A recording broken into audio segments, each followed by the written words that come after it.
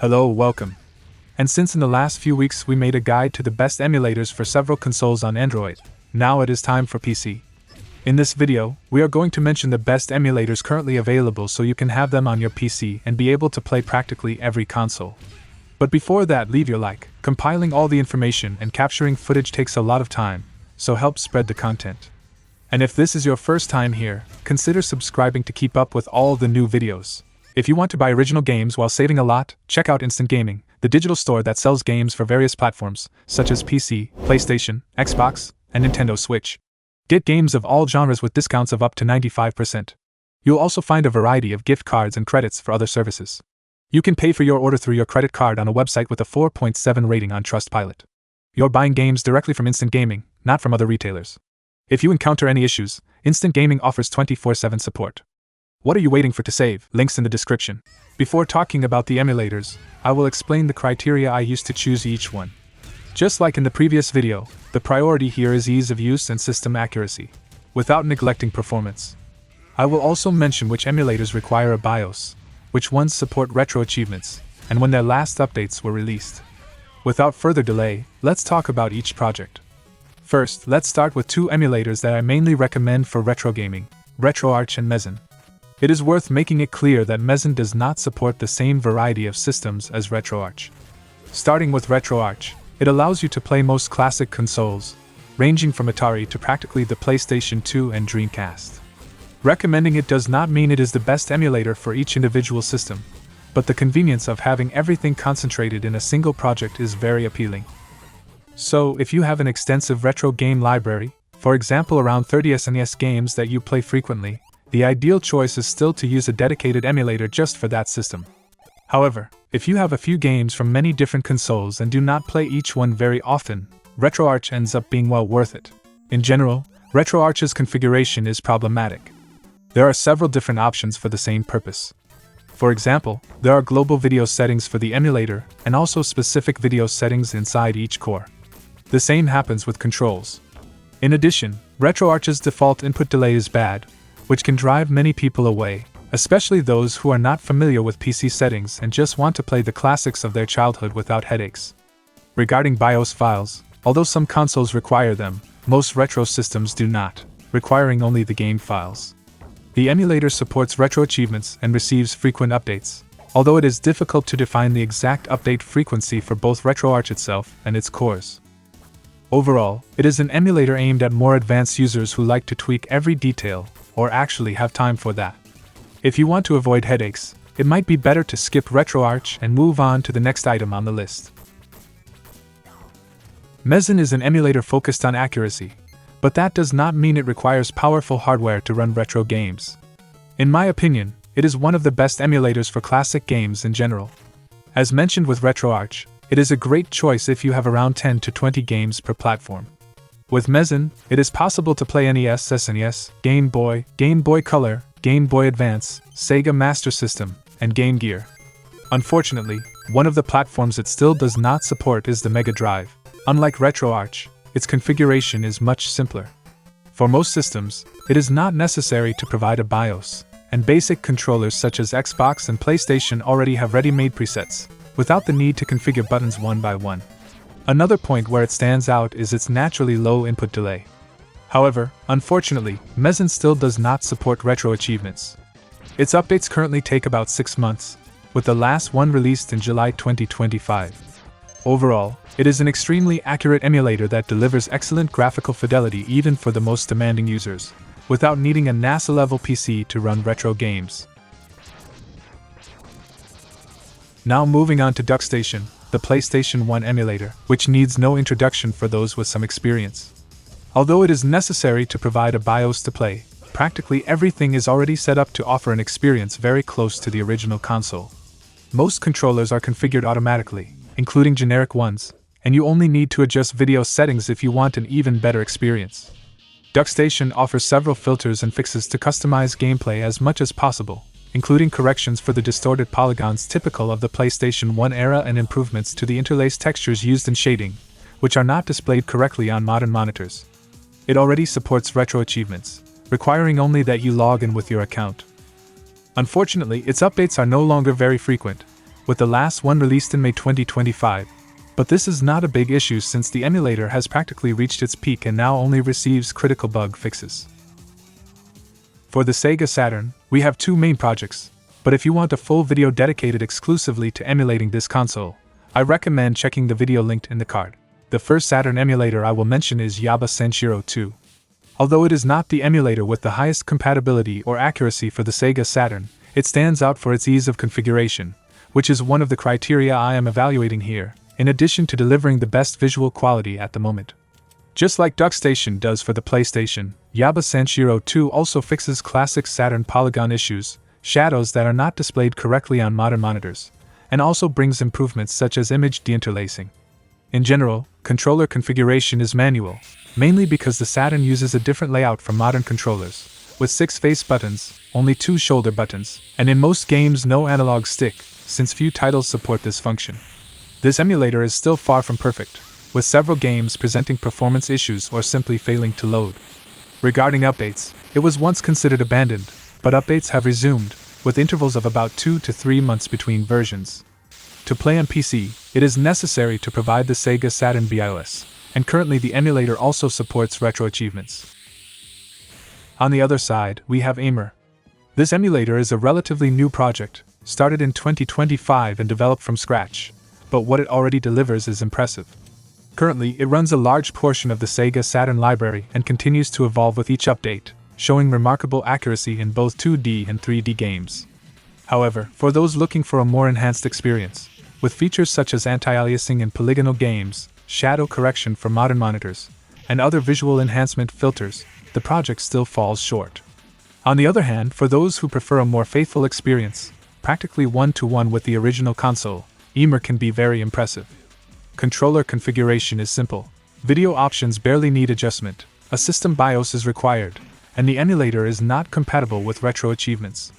As for updates, they are generally frequent, either by following the project directly on GitHub or by using the emulator's own launcher, which allows downloading new versions automatically. There are several projects for emulating the Nintendo 64. I have already made a video testing practically all of them, and overall, almost none managed to impress me. Because of that, what I currently recommend is using the Retroarch core called Parallel 64. I cannot say that it is the best, the most compatible, or the most accurate, but when properly configured, it can deliver a very good visual experience, with polygon anti-aliasing and texture improvements. The main issue continues to be configuration, since Retroarch's graphics section is complicated and the controls need to be configured manually. The system does not require a BIOS. The update frequency of the core is unknown, and there is support for retro achievements. If you know or prefer another Nintendo 64 emulator, leave your suggestion in the comments. For the Dreamcast, there are two major projects, Redream and Flycast. Today, however, I recommend Flycast, mainly because it also supports Sega Naomi arcade emulation. In addition, it allows playing at enhanced resolutions without having to pay for a premium version, as is the case with Redream. In general, Flycast requires a bit more work and configuration, but when everything is properly set up, the results make the effort worthwhile. There may be difficulties for more beginner users, mainly due to the wide variety of controllers, light guns, and peripherals. The emulator offers widescreen hacks, upscaling for 2D games, compatibility with texture packs that further enhance visuals, and support for retro achievements. Providing a BIOS is optional, and updates usually arrive every 15 days. There is also the possibility of playing online, although this feature is still not very simple to configure. Who here has never tried to emulate a PlayStation 2 game using PCSX2? This is one of the most popular emulators out there. It went a long time without major updates, but after version 1.4 it changed completely, from water to wine. In current versions, PCSX2 automatically configures most controllers, chooses the most compatible graphics API for each game, and automatically applies widescreen and deinterlacing patches, without the user needing to spend hours searching for ideal settings in videos or forums. Configuration is very straightforward, requiring only a BIOS to start playing. It is still possible to make small graphical adjustments to improve resolution, apply anti-aliasing, visual filters, and even use texture packs. PCSX2 is compatible with retro achievements, receives daily updates, and the recommendation is always to use the nightly versions. There is also the possibility of playing online with other users, real consoles, and even Android devices. Xemu is currently the best emulator available for the original Xbox, but it is still far from being truly good. Many games suffer from slowdowns even on high-end hardware, usually due to lack of optimization. The addition of the Vulkan API is still recent, and the compatibility list does not reflect reality very well, since the team considers any game that reaches the in-game state as playable. To use it, it is necessary to provide a BIOS, Xbox hard drive images, and other files, which can be an issue for less experienced users. It does not support retro achievements and receives weekly updates. Another emulator worth mentioning is Dolphin, responsible for emulating the GameCube and Nintendo Wii. Like PCSX2, it includes several automations that greatly simplify the user experience. The biggest issue remains configuring Wii controls, which vary greatly from game to game.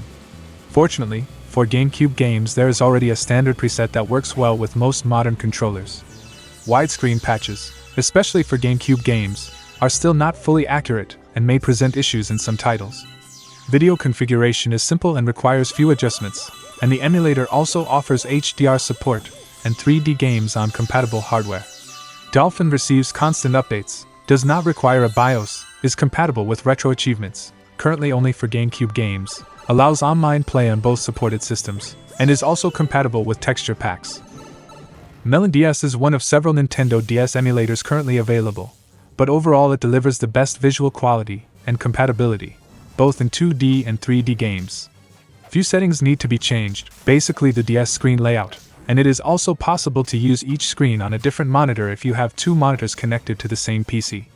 The emulator includes several filters that allow you to customize gameplay and further improve the visual experience. A BIOS is not required, there is no retro achievements compatibility, and updates are infrequent, with the last one released in October 2025. PPSSPP is the PSP emulator and delivers a level of automation similar to PCSX2. In general, it configures controllers automatically and requires very little customization in the graphics tab. Its performance is impressive, managing to extract the best the console has to offer, with low enough requirements to run even on most laptops. No BIOS is required for the system to function. Updates are daily for those who follow the project website directly, but this is not a concern since the emulator is practically complete and does not depend on constant updates. It is compatible with retro achievements, allows LAN play with friends, and also supports texture packs to further improve visual quality. For the Nintendo 3DS, the recommendation is Azahar Plus. I know the original project is still required as a base, but all the DRM methods present in it end up draining part of the performance, as I have already shown in another video linked in the card. Azahar Plus is compatible with most game formats found on the internet, without the need to convert files or deal with compatibility issues in hack-ROMs, such as fan-made translations. In addition, in the Plus version it is easier to install system files, without even needing an original console to make dumps.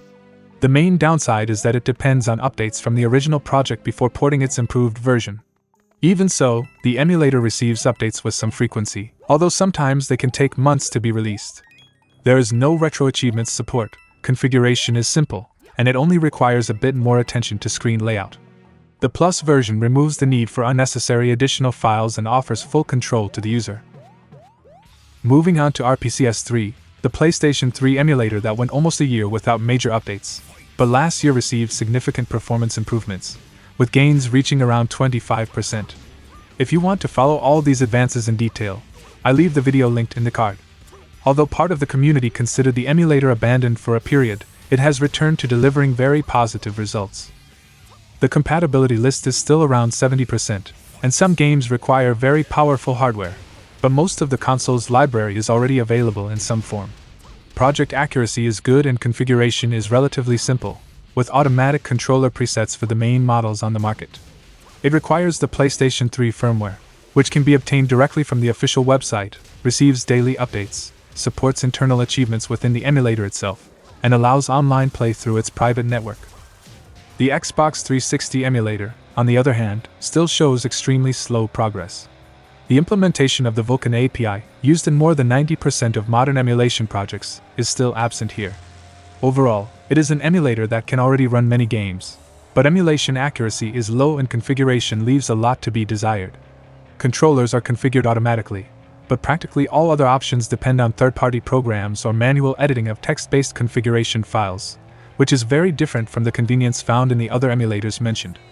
Another important point is that this emulator depends more on GPU power than CPU power. A BIOS is not required. There is a specific fork focused on online games. There are internal achievements within the emulator itself, and updates are usually weekly. Speaking of Vita 3K, which is one of the most problematic emulators currently available, its evolution is slow and it still presents many critical issues.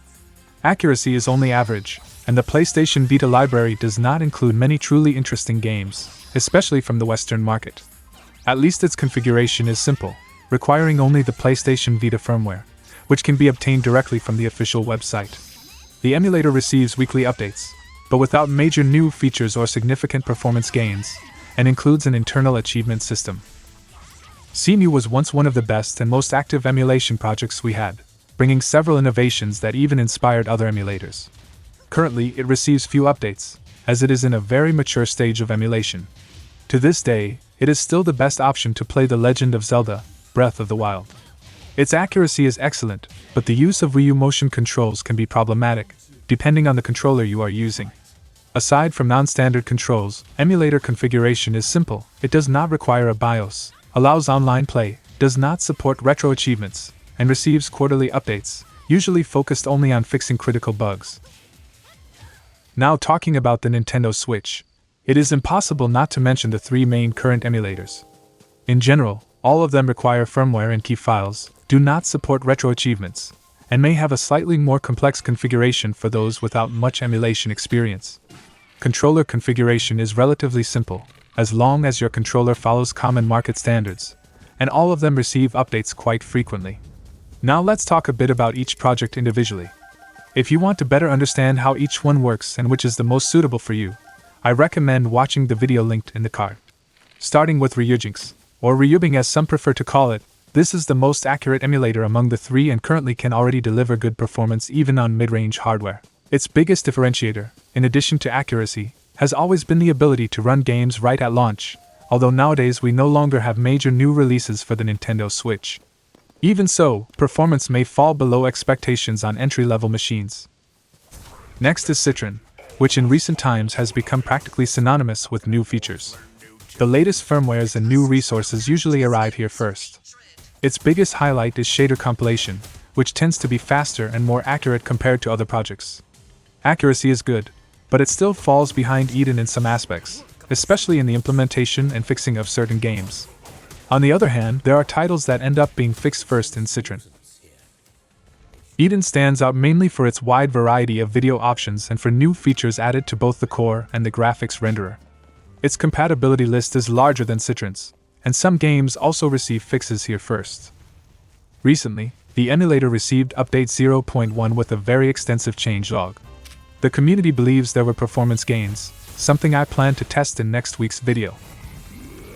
Finally, we have Shad PS4, which also requires third-party tools to install games, making it highly recommended to use Shad PS4 Plus.